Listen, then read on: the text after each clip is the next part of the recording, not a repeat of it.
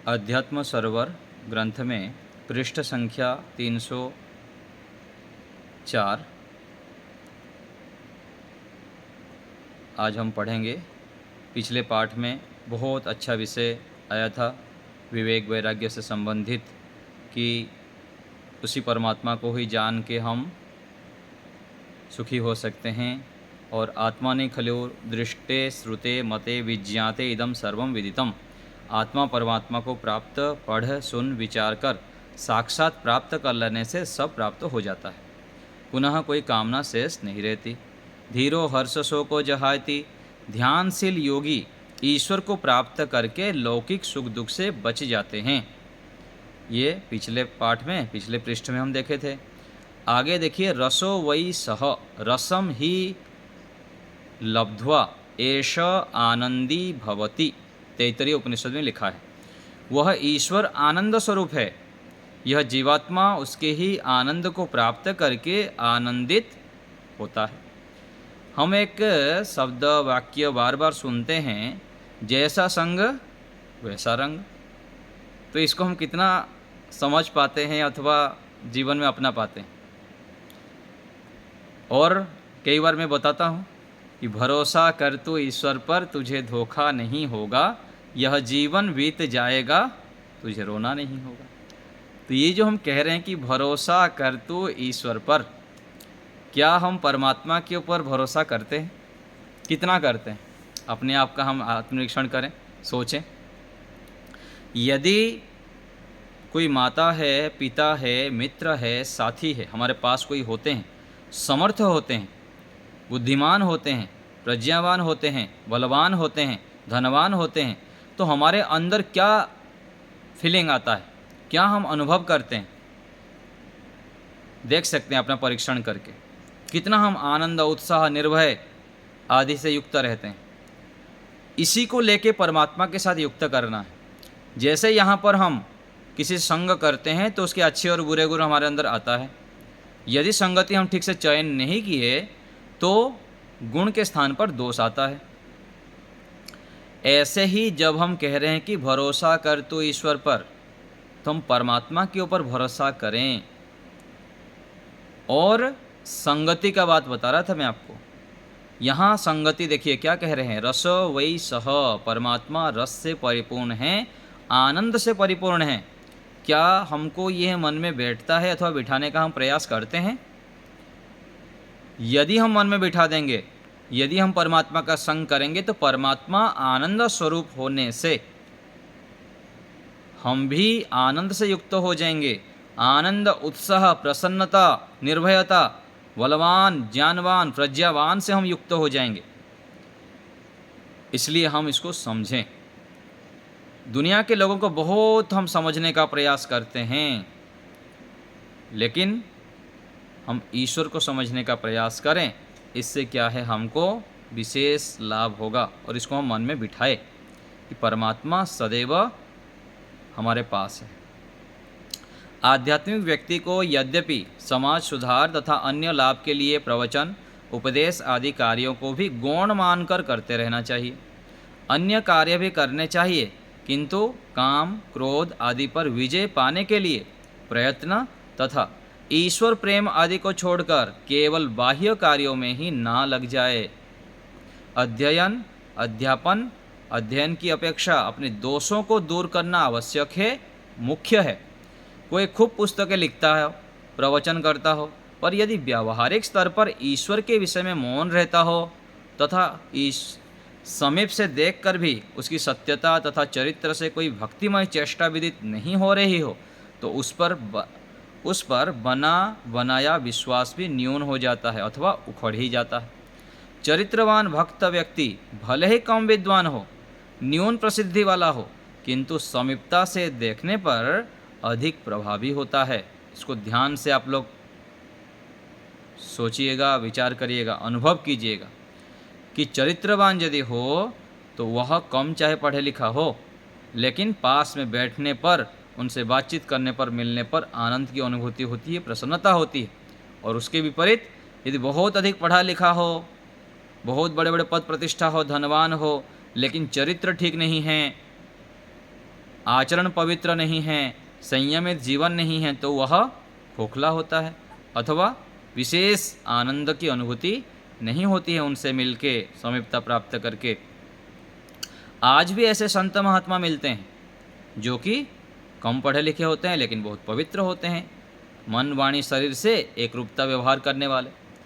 एक श्लोक आता है ना, मनस्यन्यत् वचस्यन्यत् कर्मण्यन्यत् दुरात्मनां मनस्येकं वचस्येकं कर्मण्येकं महात्मनां।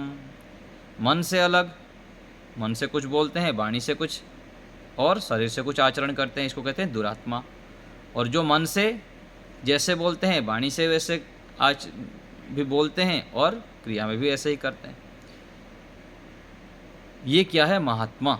हम अपना निरीक्षण करें और स्वयं को पूछें कई बार बैठ के कि मेरे मन में जो चलता है क्या मैं सबके सामने प्रकट करके बता सकता हूँ खुल के पूरा जो जो मैं सोचता हूँ। तो देखिएगा दिल काम जाएगा और ज़मीन खिसक जाएगा पैर तले कि मैं क्या सोचता हूँ और क्या आचरण करता हूँ। सबके सामने मेरे मन की बात आ जाए तो ऐसे हमको मन को बनाना है, इतना पवित्र बनाना है, इतना हमारा ऊंचा सोच हो, एक भी गलत विचार बिल्कुल भी मन में आए ही ना किसी के प्रति। ऐसे हमको बनना है, चरित्रवान, प्रज्ञावान, बुद्धिमान। और ये होगा सत्य आचरण से। मनः सत्येन शुध्यति। सत्य आचरण जब हम करते हैं, श्रेष्ठ आचरण करते हैं, पवित्र आचरण करते हैं, तो मन शुद्ध हो जाता है, किसी के प्रति भी वैर भाव नहीं आएगा। मैं आपको बताया था ना, शत्रु के प्रति भी, जो हमारे विरोधी है, जो हमारे अहित चाहता है, हमको अपमानित करता है, हमारा अकल्याण चाहता है, बहुत हानि कर दिया, उसके प्रति भी हमारे मन में गलत विचार ना आए, मन में भी उनके लिए हम गलत ना सोचें, उनके अहित ना चाहे, ऐसे स्थिति हम बना सकते हैं। और ये बन भी जाता है यदि हम परमात्मा के सानिध्य में बैठते हैं, तो हम इतना शुद्ध पवित्र हो जाते हैं, पूरा सृष्टि मनुष्य से लेकर प्राणी जगत हमको ईश्वरमय दिखाई देता है, ईश्वर के संतान दिखाई देते हैं। मैं जैसे ईश्वर के संतान हूँ, ऐसे ही सारे जगत के प्राणी ईश्वर के संतान हैं। ये भाव हमारा दृढ़ हो जाता है, स्थिर हो जाता है। कभी कभी थोड़ा बहुत तो हमारे मन में भी आ जाता है, साधक व्यक्ति के मन में थोड़ा बहुत, लेकिन ये भाव हमारा स्थिर हो जाए, इसी को कहा गया स्थित प्रज्ञा, इसी को कहा जाता है ऋतंभरा प्रज्ञा बुद्धि। और ऊर्ध्व रहता प्रज्ञावान, समाधिस्थ, अपर वैराग्य, पर वैराग्य आदि के स्थिति में ये भाव स्थिर हो जाता है, जब हम सत्व में प्रतिष्ठित हो जाते हैं। और इसी को यजुर्वेद में कहा गया, तत्र को मोहः कः शोकः एकत्वम अनुपश्यतः। मोह, राग आदि सब छूट जाता है, सबके प्रति एक रूपता हमको दृष्टि दिखाई दे। शरीर ही दिखाई ना दे, शरीर के अंदर जो परमात्मा स्वरूप, परमात्मा के संतान आत्मा, वो हमको दिखाई दे। ऐसी भाव हमारा स्थिर हो जाए, दृढ़ हो जाए, इसके लिए हमको ईश्वर की उपासना करनी चाहिए और घोर उग्र तपस्या करनी पड़ेगी, पुरुषार्थमय जीवन बनाना पड़ेगा। सामान्य पुरुषार्थ से विशेष उपलब्धि को प्राप्त नहीं कर सकते। आज जो हम दुखी, हताश, निराश, परेशान, रोगी, कभी सिर दर्द, कभी घुटना दर्द, कभी कुछ जो होता है, उसके पीछे कारण को ढूंढें। बुद्धिमान वही है जो कारण को ढूंढ के उसको हटाता है और सुखमय जीवन बना लेता है। रोग है हमारे पास, और रोग है तो फिर यदि डॉक्टर के पास जाएंगे नहीं, दवाई पूछेंगे नहीं, दवाई लेंगे नहीं, खाएंगे नहीं समय पर। और दूसरी बात कि हम यदि पथ्य का ध्यान नहीं दिए, दवाई तो आप खा रहे हैं, दवाई खाने के बाद क्या मेरे लिए ठीक है क्या गलत है, यदि वो पता नहीं लगा तो विरुद्ध आहार कर लेंगे। कफ हो रहा है, आप घी खा रहे हैं, दूध पी रहे हैं और दही खा रहे हैं, तेलीय पदार्थ खा रहे हैं, या कफ हो रहा है, और दूसरा दवाई भी ले रहे हैं, उधर ये ठोक ठोक के घी भी खा रहे हैं और ये भी खा रहे हैं। जब तक पथ्य को नहीं समझेंगे, अपने शरीर के अनुकूल खान पान नहीं करेंगे, तब तक डॉक्टर भी कुछ नहीं कर सकते हैं और दवाई भी कुछ नहीं कर सकते, चाहे लाखों रुपए का दवाई भी हो। तो इसलिए अपने अंदर हमको समझना पड़ेगा कि कौन कौन सा कारण है जिस कारण से मुझको रोग है। अर्थात मैं अपने मन को शांत, प्रसन्न, सकारात्मक, हर समय आनंद, उत्साह, उमंग, पराक्रम, शूरवीरता से युक्त नहीं रख पा रहा हूँ, पुरुषार्थी नहीं बन पा रहा हूँ। मैं केवल सोचता तो हूँ लेकिन कर कुछ नहीं पा रहा हूँ।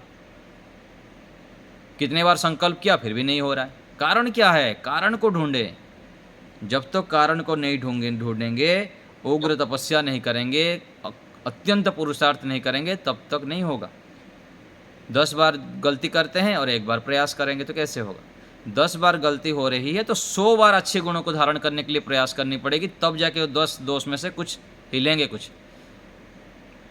नहीं तो फिर जहाँ की तहाँ वहाँ दोष खड़े रहेंगे, हिलेंगे ही नहीं। और कई जन्मों से हम कितने सारे दोष करके आवृत्ति करते हुए आ रहे हैं, और अभी सोचते हैं कि थोड़ा बड़ा प्रयास कर लेंगे और काम, क्रोध, लोभ, आसक्ति आदि को हम हटा देंगे, ईश्वर में प्रेम उत्पन्न कर लेंगे। ऐसे कैसे हो सकता है? नहीं होगा। तो आगे देखिए, तो चरित्रवान भक्त व्यक्ति भले ही कम विद्वान हो, न्यून प्रसिद्ध वाला हो, किंतु समीपता से देखने पर अधिक प्रभावी होता है। आज भी ऐसे संत महात्मा मिलते हैं। सत्यवादी में शत्रुओं का विश्वास होता है, असत्यवादी में भाइयों का भी विश्वास नहीं रहता। जो पंडित है, विद्वान है,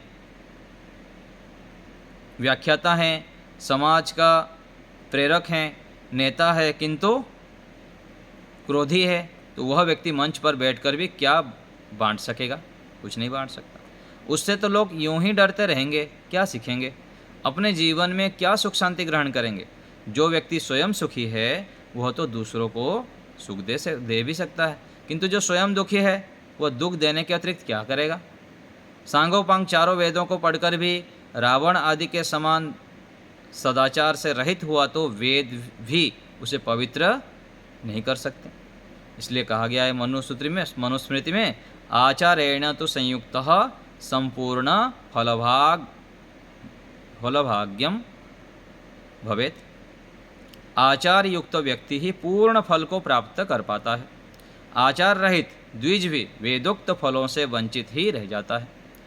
अशांत व्यक्ति कितना ही पढ़ लिख ले, ईश्वर को प्राप्त नहीं कर सकता है। अतः लौकिक सत्कर्मों को करते हुए शनैः शनैः आध्यात्मिक स्थिति को सुदृढ़ बनाते रहना चाहिए। इसी से व्यक्ति स्वयं का तथा समाज का भला कर पाता है, इहलोक और परलोक भी उपलब्धियां कर सकता है। न वित्तेन तर्पणीयो मनुष्यो, किसी व्यक्ति को सारा संसार मिल जाए किंतु ईश्वर ना मिले तो वह अतृप्ति ही रहेगा, खाली रहेगा। इसलिए हम ईश्वर भक्त बने, ईश्वर को प्राप्त करने के लिए प्रयत्न करें। थोड़े बहुत समय निकालकर परमात्मा के सानिध्य में बैठें, उनसे बात करें, गायत्री मंत्र आदि के माध्यम से, ओम के माध्यम से प्रयास करें। लौकिक धन संपत्तियों से मनुष्य तृप्त नहीं हो सकता। यदि ईश्वर प्राप्त हो गया अथवा हो जाएगा तो समझना चाहिए सब प्राप्त हो गया, वह हो जाएगा। ईश्वर मिल जाने पर सांसारिक सुखों की अपेक्षा नहीं रह जाती है। देखिए क्या पंक्ति आया, ईश्वर मिल जाने पर सांसारिक सुखों की अपेक्षा नहीं रह जाती है। कोई भी संबंध की आवश्यकता नहीं होती है। हम यहाँ डरते हैं ना, कौन सेवा करेगा बूढ़े होने पर, कौन पूछेगा हमको, कौन सेवा करेगा, घर को यदि छोड़ दिए तो। ऐसे कुछ भी नहीं होता। सेवा करने वाले सैकड़ों मिल जाएंगे और उनके चक्कर में रहेंगे, ये कर लेंगे, वो कर लेंगे, वो करेंगे नहीं। देखिए संसार में जिसके ऊपर भरोसा करते हैं वही हमको विश्वासघात कर लेते हैं। इसलिए ईश्वर पर भरोसा करें। ईश्वर मिल जाने पर सारे व्यवस्था परमात्मा कर ही देते हैं अच्छे व्यक्तियों के। अपने अंदर जो न्यूनता है सांसारिक पदार्थों से उसकी पूर्ति नहीं हो पा रही है, यह जो आंतरिक वेदना है यह ईश्वर प्राप्ति से समाप्त हो जाती है। जितनी जितनी ईश्वर की सानिधि प्राप्त होती जाएगी उतनी उतनी संसार से विमुक्ति भी होती जाएगी। तो ईश्वर को प्राप्त करने पर धीरे धीरे हम संसार से भी विमुक्त हो जाएंगे। सांसारिक व्यवहार को भी करते हुए हम वहाँ पर जीवन मुक्त रह सकते हैं। 3 गुणों से पार हो जाएंगे, त्रिगुणातीत बोलते हैं ना, 3 गुणों से पार हो जाएंगे और देह में रहते हुए भी हम विदेह हो जाएंगे। विदेह, जनक जी को क्या बोलते हैं? राजा जनक जी को विदेह बोलते हैं। देह में रहते हुए भी वह विधेय देह से रहित थे। एक कहानी आप लोग सुने हैं ना, तो एक बार आपको पीछे सुनाया था, फिर से सुना देता हूँ। तो राजा जनक जी की राज्य में एक बार उनके गुरुजी जो है महर्षि याज्ञवल्क जी उपदेश करने बैठे मंच पे। तो सभी लोग आके बैठ गए और राजा जनक जी आए नहीं थे, तो ये व्याख्यान देना शुरू नहीं कर रहे हैं।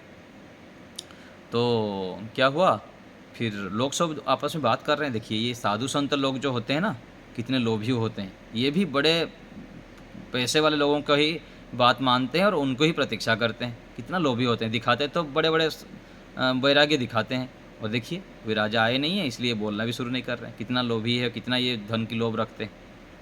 ऐसे ऐसे बात कर रहे हैं। याज्ञवल्क्य जी बैठे हैं अपना। फिर राजा जी आए, फिर प्रवचन शुरू हुआ। तो शुरू हो गया, तो जब शुरू चल रहा था तो कोई व्यक्ति फिर थोड़ी देर बाद दौड़ दौड़ के आया, सबको पीछे से बता दिया कि गांव में आग लग गया, सबके घर जल रहा है, दौड़ के जाके ये करो। तो सबके कान ये एक दूसरे के होते हुए पूरा सब लोग गांव भागे दौड़ के, थोड़ा गांव से हटके हो रहा था। तो सभी लोग दौड़ने लगे गांव की ओर, अपना रक्षा करने के लिए, अपने परिवार का सब ये करने के लिए। लेकिन राजा जनक जी अपना शांति से बैठ के सुन रहे हैं। याज्ञवल्क्य जी बोल रहे हैं और ये सुन रहे हैं। तो उन लोग दौड़ दौड़ के गए गाँव में देखे कुछ भी नहीं। फिर दौड़ दौड़ के आए तो उपदेश चल रहा है, राजा जनक जी पूरा निश्चिंत होकर शांत होकर सुन रहे हैं। तो फिर उन लोग को समझ में आ गया कि इतने लोगों के बीच में एक ही व्यक्ति योग्य था जो कि आत्मा परमात्मा के विषय और सुनने में रुचि रखता है अथवा संसार से अलग है। तो ऐसे ही हमको भी परीक्षण करना चाहिए कि हम कितने योग्य है, कितना हमारे अंदर आत्मा परमात्मा पुनर्जन्म ईश्वर के प्रति प्रीति आदि है हमारे अंदर, या ऊपर ऊपर से हम चलो करते हैं तो कर लेते हैं, सोच के कर रहे हैं। तो हमको योग्य बनना है, इनके प्रति जिज्ञासु बननी है। तो एक बात है कि हम सभी लोग व्यवहार में ऐसे चाहते हैं कि हम दूसरे के मन को पढ़ लें, दूसरों के मन को जान लें, विशेषकर जो हमारे अपने होते हैं। अपने व्यक्तियों के मन को हम कैसे पढ़ें, कैसे समझें, क्योंकि ये बहुत आवश्यक है जानना पढ़ना। नहीं तो क्या होता है, फिर हम व्यवहार में फेल हो जाते हैं। तो ये तब होता है कि हम जब स्वयं को पवित्र बनाते हैं, स्वयं को जीवन को निश्चल बनाते हैं। और जैसे पीछे विषय आया था कि दूसरे को समझना, उनको क्या चाहिए, हमको क्या चाहिए रहता है और दूसरे को क्या चाहिए रहता है। जैसे हम सुख चाहते हैं ऐसे दूसरे को भी पढ़ते रहें। हम जो हमारे आसपास में हैं, जो हमारे संपर्क में आते हैं, उनको हम किस रूप में क्या दे सकते हैं और उनकी आवश्यकता क्या है, कौन से कार्य करने से उनको खुशी मिलेगी, उनको प्रसन्नता होगी, उनकी संतुष्टि होगी, उनके दुखों को मैं कम कर सकता हूँ। इसको पढ़ें, जानें, समझें। यदि हम समझ नहीं पा रहे हैं, पढ़ नहीं पा रहे, तो हमारे अंदर ही कमी है। हमको और भी तपस्या करनी पड़ेगी, और भी अपने अंदर पवित्रता को बढ़ानी पड़ेगी, जागरूकता लानी पड़ेगी, सत्य आचरण, श्रेष्ठ आचरण करना पड़ेगा हमको। यदि हम दूसरे के दोष हमको दिखाई देता है तो हमारी कमी है। यदि हम दूसरे के दोषों के विषय में बार बार चर्चा करते हैं, विचार करते हैं, तो हमारी बहुत कमी है। जो अंदर से भर जाता है ईश्वर की भक्ति से और श्रेष्ठ आचरण से, उसको दूसरे के दोष कम दिखाई देंगे, अपना दोष अधिक दिखाई देंगे, और दूसरों को भी अच्छे से पढ़ सकता है वो व्यक्ति, क्योंकि वो दूसरे के दुख को अपना दुख मानता है। तो फिर धीरे धीरे उनके दुखों को दूर कर पाता है। तो ये बहुत गुड़ बातें हैं, इसके ऊपर विचार करके अपने आप को ऐसे योग्य हमको बनना चाहिए। और ऐसे केवल हम ऐसे जब हम अब आसपास के लोगों के मन के जान के उनके अनुकूल आचरण करने लगेंगे ना, फिर संसार के विषय में सोच सकते हैं, विश्व के विषय में सोच सकते हैं। फिर हम सामान्य नहीं रह जाएंगे। जो महापुरुष होते हैं, महान आत्माएं होते हैं, वो कैसे सोचते हैं, प्रधानमंत्री जी हमारे कैसे सोचते हैं, कभी देखिएगा उनको इंटरव्यू, किस भावना से युक्त होते हैं। कल मैं थोड़ा सा उनका इंटरव्यू देखा था, जो भी कहीं बाहर गए, तो बोलते थे मैं बाहर जाता हूँ, देश से बाहर किसी से मिलता हूँ तो मैं हाथ मिलाते समय मैं नहीं मिलाता हूँ, मैं उस भाव से मिलाता हूँ कि मैं 140 करोड़ देशवासियों की प्रतिनिधि हूँ, वो उस भावना से मैं मिलाता हूँ। और एक वाक्य बोले कि हमारा जो संस्कृति है ना, वो संघर्ष वाली संस्कृति नहीं है, वो समन्वय बिठाने वाली संस्कृति है। हम तो यहाँ छोटी छोटी बातों में अपनों से संघर्ष संघर्ष संघर्ष, संघर्ष से समाधान नहीं है, शांति नहीं है, वो तो अंतिम स्थिति है। पहले तो हमको समन्वय बिठाना है, दूसरे को समझना है, पढ़ना है, जानना है और अपने आप को कुर्बानी देनी है।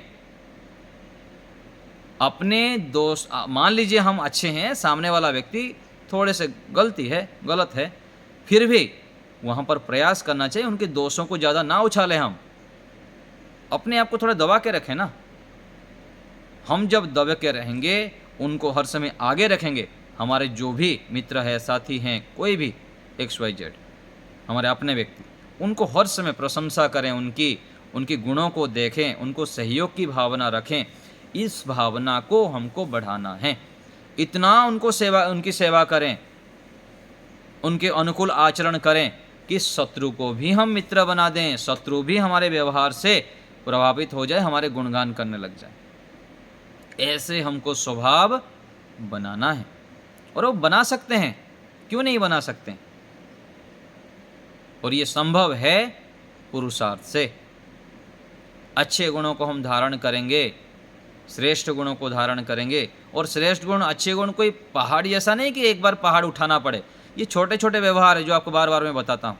रात को जल्दी सोइए, सुबह जल्दी उठिए, सुबह अपने लिए 2-3 घंटा लगाएं, मौन रहें, शांत रहें, प्रसन्न रहें, सात्विक भोजन करें, व्यायाम करें, अपने कर्तव्य कर्म जहाँ पर भी है वहाँ ईमानदारी से करें, मेहनत से करें। ईमानदारी को जीवन में अपनाएं। हम ईमानदार हो जाते हैं तो हम स्वच्छ हो जाते हैं, पवित्र हो जाते हैं और अपने पास वाले लोगों को अधिक देने का प्रयास करें। जो देता है वो देवता बन जाता है। तो हमको देवता बनना है, देवी बनना है। लेने की स्वभाव रहेगा, ये मेरे साथ ऐसे क्यों व्यवहार नहीं करते हैं, ये बार बार मेरे साथ ऐसे क्यों करते हैं, इनको तो ऐसे करना चाहिए। जितना भी समझाओ मानते ही नहीं। अरे क्या मानना मनाना उनको, हम ही मान जाएं। हम मानने के लिए तैयार नहीं, अपने दोस्त को हम स्वीकार करने के लिए तैयार नहीं और दूसरे को केवल मनवाने में लगे हुए हैं, दूसरे को सुधारने में लगे हुए हैं। जब देखो, एक पति पत्नी में देखिए, मित्र साथी में देखिए, कहीं भी देखेंगे, बस उनसे ही अपेक्षा करेंगे। ये ऐसे क्यों नहीं करते हैं, ये ऐसे क्यों नहीं करते हैं। ये जो बोल रहे हैं अपना दोष है, दूसरे से बिल्कुल अपेक्षा मत करिए। ये क्यों नहीं कर रहे, हम कर लें। अपने आप को हम टटोलें, कितने हमारे अंदर कमी है, कहाँ कहाँ हम गलतियाँ करते हैं। यही सुख की चाबी है। ऐसे जब हम कर देते हैं तो दूसरे को हम अच्छे से पढ़ लेते हैं, दूसरे के मन को क्या चाहते हैं वो सामने वाला व्यक्ति। और अपनापन रखिए कि मैं क्या दे सकता हूँ, क्या दूँ क्या दूँ। तो सभी जगह पर सभी आत्माएं, केवल मनुष्य ही नहीं, किसी गाय के पास आप रोज़ जाइए, किसी गौशाला में जाके एक गाय के पास रोज़ जाइए, उनको एक रोटी खिलाइए आप रोज़। कुत्ता भी हो, पक्षी भी हो, कोई भी हो, देखिए वो अपना बन जाता है। आत्माओं में अपनापन चाहते हैं सभी आत्माएं अपनापन चाहते। कोई मेरे अपना तो हो, जो मैं मन की बात बता सकूं उनको, जो मुझको समझे। यही तो कमी है, यही सब जगह कमी है, विश्व भर में यही कमी है कि कोई अपनापन व्यक्ति नहीं मिलते हैं हमको। और हम ना किसी को अपनापन दे पाते हैं, ना किसी से ले पाते हैं। ये हमको करना है। देखिए, पशु पक्षी भी अपनापन चाहते हैं। रोज आप गाय के पास जाएंगे तो आपको जाते ही वो दौड़ के आ जाएंगे। सभी जगह पर ऐसे ही हमको अपनापन बढ़ाना है। ऐसे जब हम करेंगे तब विशेष हमको लाभ होता है और हम ईश्वर के गुणों को धारण कर पाते हैं।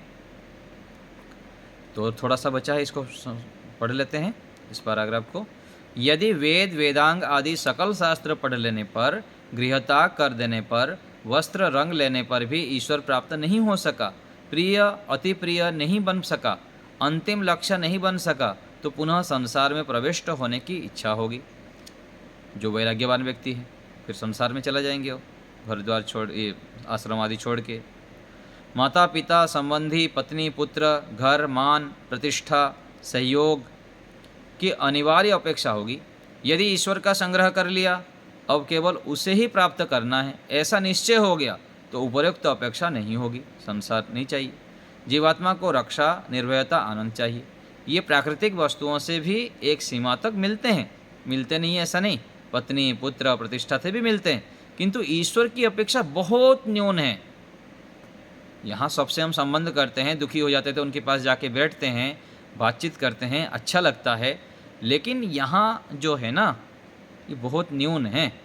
ईश्वर से तो अतः आनंद मिलता है, बहुत अधिक, जितना हम चाहते हैं उससे कई गुना अधिक।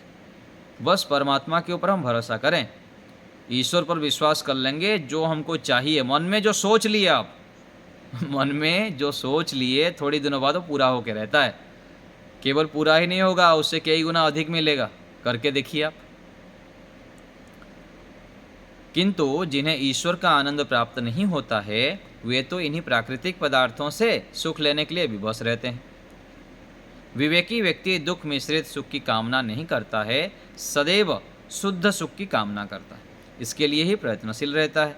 जैसे सामान्य व्यक्ति दुकान से कोई वस्तु खरीदते समय उसको देखभाल करके खरीदता है, मिट्टी का एक घड़ा खरीदते समय भी ठोक ठाक कर देख लेता है, चप्पल खरीदने में टूट फूट निर्बलता का ध्यान रखता है, उसी प्रकार विवेकी व्यक्ति सुखदायक प्रत्येक वस्तु की परीक्षा करता रहता है। उसमें भी दुख छिपा हुआ है, हलवा खा रहे हैं तो इसमें दुख है, मुझको 50 ग्राम चाहिए, यदि 60 ग्राम हो गया, 55 ग्राम हो गया, तो भी दुख मिलेगा उनसे, इसलिए बच के रहता है। 50 ग्राम चाहिए तो 45 खाएगा वो, तो यहाँ बचना पड़ता है, नहीं तो 4 प्रकार के दुख पीछे लग जाएंगे विवेकी व्यक्ति के। और विवेकी व्यक्ति लगते हैं परिणाम, ताप, संस्कार और गुणवृत्ति दुख, लेकिन वो जान नहीं पाता है, उसमें पिसता रहता है, अधिक खाता रहता है, बढ़िया बढ़िया खाता रहता है, पीता रहता है, मौज मस्ती करता है, फिर पीछे पीछे दुख भी दौड़ते रहते हैं ठोक पीट कर। जहाँ जहाँ न्यूनता दिखती है उसे छोड़ता जाता है विवेकी व्यक्ति। वह सांसारिक रोग शोक वियोग देखता है, मानसिक रूप में गृहस्थी आदि बनकर देखता है तथा अन्यत्र सांसारिक स्थितियों का परीक्षण करता है, तो सर्वत्र न्यूनता, भय, शोक, दुखद स्थिति को ही पाता है। अंततः इनको छोड़ता जाता है और वह ईश्वर की ओर प्रवृत्त होता जाता है। 3 सांसारिक ऐषणाओं के स्थान में एक ईश्वर ऐषणा को प्रमुखता प्रदान करता है विवेकी व्यक्ति, बुद्धिमान व्यक्ति। इस प्रकार प्रगति पथ पर आरूढ़ होता है। तो हमको प्रगति करना है, शीघ्रता से प्रगति करना है, और इसके लिए कटिबद्ध होना है, सबको होना है, और खूब मेहनत करना है, खूब मेहनत करना है। मेहनत के बिना कुछ नहीं होगा, सामान्य मेहनत से भी काम नहीं चलेगा। पढ़ाई में मेहनत करनी पड़ेगी, साधना में मेहनत करनी पड़ेगी, अपने कर्तव्य कर्मों में मेहनत करनी पड़ेगी, बड़ों की सेवा करने में मेहनत करनी पड़ेगी। जो आलस्य बन गया, प्रमादी बन गया, वो ठप हो जाएगा। इसलिए कहा गया प्रमादो मृत्यु। आलस्य प्रमाद क्या है? मृत्यु सदृश है। हमको पुरुषार्थी बनना है, मेहनती बनना है, और खूब मेहनत करना है। तो ये जो हमको चाहिए ना, मेहनती व्यक्ति मन में जो भी संकल्प करेगा वो अवश्य ही पूरा होगा, उससे कई गुना अधिक मिलेगा, और ये सत्य है। परमात्मा वेद के अनेक मंत्रों में ये सत्य प्रतिज्ञा करके रखें। एक मंत्र क्या आता है? जो मुझको आत्मा आदि दान करता है, जो मेरे अनुकूल आचरण करता है, उसको मैं भद्रम करिष्यसि, मैं भद्र करता हूँ, उनको कल्याण करता हूँ, जो जो चाहता है उसको मैं देता हूँ। ये परमात्मा की सत्य प्रतिज्ञा है। तो ये विश्वास हमारे मन में हम बिठाएं और खूब मेहनत करें। ठीक है, आप लोग को कुछ पूछना है तो बताइए। जी अमीषा बहन जी बोलिए। नमस्ते जी आचार्य जी, ये कौन सा पृष्ठ संख्या की कार्य आगे? पृष्ठ संख्या, पृष्ठ संख्या 304 से हम आगे बढ़ रहे थे ना, अभी 306 में आधा तक पढ़ाई किया। अभी अमीषा बहन जी बोलिए।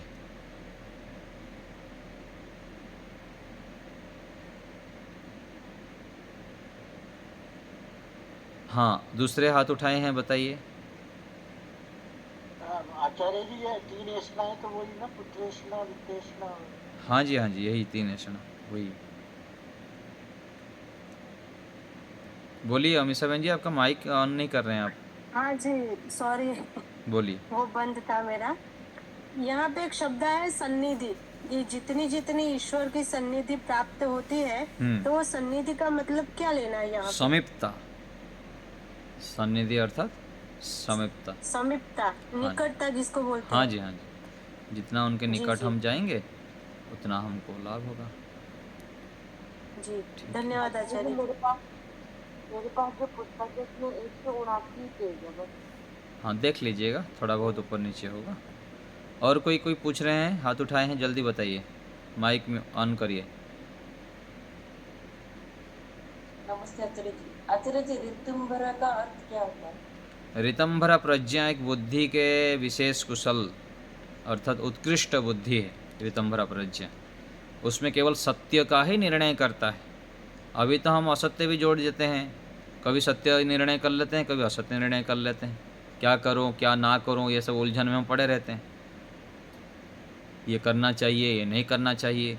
तो वो जो सत्वगुण से उत्प्रत और ऊंची स्थिति विशेष साधना करने पर, पवित्र बनने पर ये ऋतंभरा प्रज्ञा बुद्धि उत्पन्न होते हैं, जिससे कि साधक व्यक्ति, योगाभ्यासी व्यक्ति पूरा ठीक ठीक निर्णय करता है। जो जैसा वस्तु का स्वरूप है ऐसा ही उसको दिखाई देगा। रसगुल्ला है तो रसगुल्ला के पीछे 4 प्रकार के दुख भी दिखाई देगा। मेरे लिए 1 रसगुल्ला चाहिए मेरे शरीर के लिए, तो 3 नहीं खाना है। सामान्य व्यक्ति तो 3 खा लेगा, 2 खा लेगा, और उस रसगुल्ला को देखते ही उसके पीछे के भी दिखाई देगा उसको कि इसमें छेना है और चीनी है, ऐसा। सामान्य व्यक्ति को तो केवल ऊपर ऊपर का चकाचौंध दिखता है संसार, उसके पीछे की दुख और ईश्वर की जो प्रतिमा है वो सब दिखता नहीं है। उसको सारी जगह ईश्वर ही ईश्वर दिखाई देंगे, ईश्वर की कृति दिखाई देगा, संसार की वास्तविकता दिखाई देंगे, अपने शरीर की वास्तविकता भी दिखाई देंगे। जितना चाहिए उतना विश्राम करेंगे, खाली बैठेंगे नहीं, अनावश्यक बातें नहीं करेंगे, खूब पढ़ाई में मेहनत करेंगे, खूब अपने कर्तव्य कर्मों को ठीक ठीक करेंगे, असत्य आचरण करेंगे ही नहीं, क्योंकि उनको दंडा दिखाई देता है ईश्वर की, जो ऋतंभरा प्रज्ञा से युक्त है। थोड़ा सा भी गलती किए तो ठुकाई पड़ेगा। परमात्मा गधा बना देंगे, घोड़ा बना देंगे, कुत्ता बना देंगे, सांप बना देंगे, मछली बना देंगे, उसको डर लगता है। परमात्मा का आदेश है, झूठ बिल्कुल बोलना नहीं है, छल कपट करना नहीं है, असत्य आचरण करना नहीं है, मन में गलत विचार लाना नहीं है। ये जितना भी आदेश है वेद के, वो सब परफेक्ट ठीक ठीक दिखाई देता है ऋतंभरा प्रज्ञा वाले बुद्धि को। हम तो भूल जाते हैं, देखा जाएगा जो होगा, ऐसे हम सोचते हैं। और आचार्य जी, जो कभी कभी माने उत्साह कम हो जाता है। उत्साह कम होने का कारण है अधर्म आचरण, तपस्या में कमी। तपस्या हमको उग्र करनी पड़ेगी। सामान्य तपस्या से हम हर समय उत्साह, उमंग, प्रसन्नता से युक्त नहीं रह सकते हैं। अपने आप को तपाना पड़ेगा। रजोगुण तमोगुण ही सब दुखों का कारण है। हमारे अंदर रजोगुण बढ़ा, तमोगुण बढ़ा तो उत्साह कम। जितना सत्वगुण से युक्त रहेंगे, जितना धर्म आचरण से युक्त रहेंगे, सेवा, परोपकार, दान, दया, करुणा, पुरुषार्थमय जीवन जितना होता जाएगा, उतना हमारे अंदर हर समय उत्साह रहेगा। नींद से उठे तो बैठ के उगेंगे नहीं, ऐसे उठूं ना उठूं ऐसे सोचेंगे नहीं। उठ गए नींद से तो धड़ाले से उठ के तुरंत मुंह धोएंगे, अपने कार्य करने लग जाएंगे। नहीं आचार्य जी, वो सब तो ठीक रहता है। जैसे कि दिन मतलब सूरज जैसे जैसे टाइम जाता है ना, जब 11-12 बजता है, तो उसके बाद थोड़ा ऐसे माने कम हो जाता है वोल्टेज कम इसलिए होता, वोल्टेज कम इसलिए होता है कि अधिक खा लेते हैं। खाने में संयम करिए। भोजन जो करते हैं उसमें सात्विक भोजन रखें, कम रखें, हल्का रखें। ये मेरे साथ भी होता था, ठीक है ना। मैं सालों से मेहनत करते करते थक जाता था, क्यों गड़बड़ हो रहा है ना। भोजन हमको चाहिए 700 ग्राम, 800 ग्राम, 1 किलो तक। 1 किलो भी बहुत हो रहा है, चाहिए हमको थोड़ा सा। और खाते हैं हम 1.5 किलो भर के, पूरा चावल थाली भर के, रोटी है ना, पूरा भर के जब खा लेंगे तो फिर क्या होगा, पेट के अंदर रजोगुण तमोगुण बढ़ेंगे, उसको पचाने में ही लग जाएगा सारे हमारे जो रस, रक्त, मांस आदि हैं। तो इसलिए सात्विक भोजन कहा गया, मात्रा से भोजन करना, पौष्टिक करना। तो भूख भी लगनी चाहिए। भूख नहीं लग रही है और आप खा लिए तो फिर पाचन भी ठीक से नहीं होगा, तो फिर रजोगुण तमोगुण बढ़ जाएंगे ना। और भूख बढ़ाने के लिए खूब व्यायाम करनी पड़ेगी, मेहनत करनी पड़ेगी। और उसके पीछे और भी जाएंगे तो और भी कई कारण है। जो हमारा धन आ रहा है हमारे घर में, वो धर्माचरण पूर्वक कमाई होके आ रहा है कि नहीं आ रहा है, और धर्माचरण पूर्वक आ भी गया तो उसमें से कुछ हम दान पुण्य भी करते हैं कि नहीं, अच्छे काम में लगाते हैं कि नहीं लगाते हैं। तो ऐसे कई कारण होता है जिससे कि हमारा जीवन उत्साह, उमंग आदि से युक्त रहता है, प्रसन्नता से युक्त रहता है। दिन भर हम मन में हजारों विचार लाते हैं, लाखों विचार लाते हैं, उस विचारों में हमारे कितनी पवित्रता है, कितनी सात्विकता है, कितना हम लोगों के लिए अच्छा सोचते हैं, विश्व के लिए सोचते हैं, इसको भी परीक्षण करना चाहिए। तो ऐसे आप लगे रहेंगे, पुरुषार्थ करते रहेंगे तो बढ़िया सफल हो जाएंगे आप। ठीक है, और कोई बात? चलिए।